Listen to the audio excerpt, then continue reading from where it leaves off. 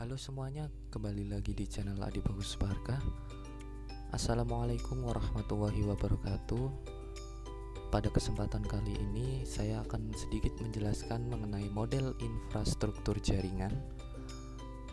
Buat yang belum tahu, saya Adi Bagus Barka, NIM 039 dari Universitas Negeri Surabaya. Baik, langsung saja saya mulai videonya. Bagi kalian yang penasaran, simak videonya dengan baik-baik. Semoga bermanfaat dan mari kita mulai. Kita mulai dengan pengertian. Nah, jaringan komputer merupakan sebuah kumpulan komputer dan peralatan lainnya yang terhubung dalam satu kesatuan. Jaringan komputer merupakan himpunan interkoneksi sejumlah komputer otonom atau mandiri.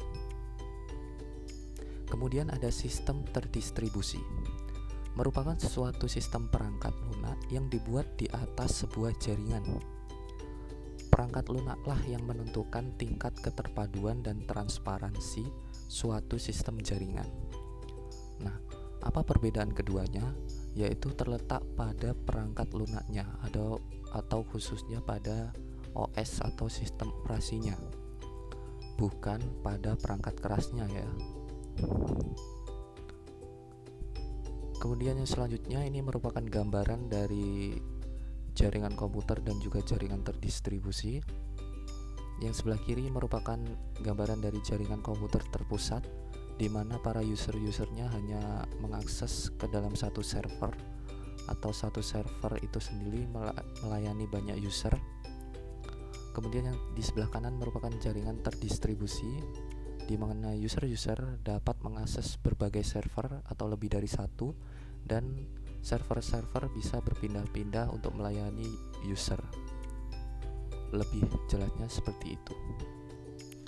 Kemudian ini merupakan gambaran jelasnya mengenai jaringan komputer terpusat dan juga jaringan terdistribusi. Yang sebelah kiri merupakan jaringan komputer terpusat, yang dimana para komputer atau user ini mengakses ke dalam satu server, hanya satu server saja. Kemudian pada sebelah kanan merupakan jaringan terdistribusi, yang dimana para user atau komputer mengakses pada banyak server atau lebih dari satu server.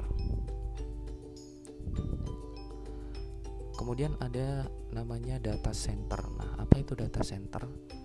Data center merupakan sesuai dengan pengertiannya dalam istilah bahasa, merupakan sebuah pusat data. Nah, data center sendiri atau pusat data ini merupakan sebuah ruangan atau tempat yang dibuat secara khusus dengan tujuan untuk menyimpan data pada suatu entitas. Nah, penyimpanan data yang dimaksud bisa diartikan ke banyak hal. Terutama arti data sendiri jelas berbeda bagi setiap perusahaan ataupun bisnismen. Data-data yang disimpan ke dalam data center ini dapat berupa informasi ataupun sistem server komputer dari sebuah perusahaan itu sendiri. Yang selanjutnya adalah pembagian jaringan berdasarkan cakupannya atau jangkauan geografisnya. Ada 4 pembagian, yakni yang pertama ada PAN, yaitu Personal Area Network, di mana jangkauannya sangat kecil sekali. Seperti contohnya hanya Bluetooth atau IRDA. Kemudian yang kedua adalah LAN atau Local Area Network, di mana jangkauannya lebih luas ke lokal area atau wilayah tertentu. Biasanya pada IP komputer ini tersusun masih dalam satu kelas ya. Sebagai contoh LAN atau Local Area Network yaitu pada lab komputer. Kemudian ada MAN atau Metropolitan Area Network. Ini dimana jangkauannya sudah masuk ke lebih besar atau ke suatu wilayah atau kota ya, yang dimana jaringannya meliputi bisa menjangkau satu kota.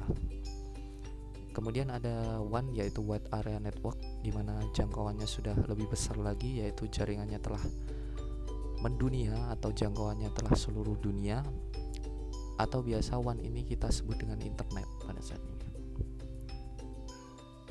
Kemudian ada pembagian jaringan berdasarkan akses dan cara membangunnya. Nah, pembagian jaringan berdasarkan aksesnya ini ada 2, yaitu intranet yang dimana bisa diakses oleh kalangan internal saja, tidak bisa publik. Nah, yang kedua adalah internet. Nah, internet sendiri yang biasa kita kenal saat ini yaitu bisa diakses ke publik. Kemudian jaringan berdasarkan cara membangunnya ada dua, yaitu ad hoc dan infrastruktur. Untuk lebih jelasnya, pada gambaran ini yang sebelah kiri adalah jaringan ad hoc, di mana para komputer-komputer ini saling terhubung satu sama lain, dan komputer-komputer tersebut juga yang digunakan sebagai access point. Kemudian yang sebelah kanan yaitu infrastruktur mode, di mana akses pointnya hanya satu yang dihubungkan ke komputer-komputer yang lainnya. Kemudian yang selanjutnya ada topologi jaringan. Topologi jaringan sendiri ada banyak. Yang pertama diantaranya ada topologi bus, di mana salah satu kelebihannya adalah biaya instalasi yang bisa dibilang sangat murah karena hanya menggunakan sedikit kabel. Dan kekurangannya salah satunya adalah proses sending, mengirim atau menerima data kurang efisien. Biasanya sering terjadi tabrakan data pada topologi bus ini. Kemudian ada hierarchical topologi, di mana salah satu topologi yang tidak cukup populer. Kemudian ada topologi star. Topologi star ini mempunyai kelebihan, salah satunya adalah fleksibel dan tingkat keamanan dan bisa dibilang cukup baik daripada topologi bus. Kemudian kekurangannya diantaranya adalah jaringan ini sangat tergantung pada terminal pusatnya. Kemudian yang selanjutnya adalah topologi ring, yang dimana salah satu kelebihannya adalah memiliki performa yang lebih baik daripada topologi bus, dan kekurangannya adalah troubleshooting yang bisa dibilang cukup rumit. Kemudian ada topologi mesh, di mana salah satu kelebihannya yaitu besar bandwidth yang cukup lebar. Kemudian keamanan pada topologi ini bisa dibilang juga sangat baik. Dan salah satu kekurangannya yaitu membutuhkan banyak kabel pada jaringan topologi ini maksudnya. Kemudian yang terakhir ada topologi extended star, yang jaringan yang lebih rumit daripada topologi lain. Yang ini biasanya digunakan pada internet saat ini.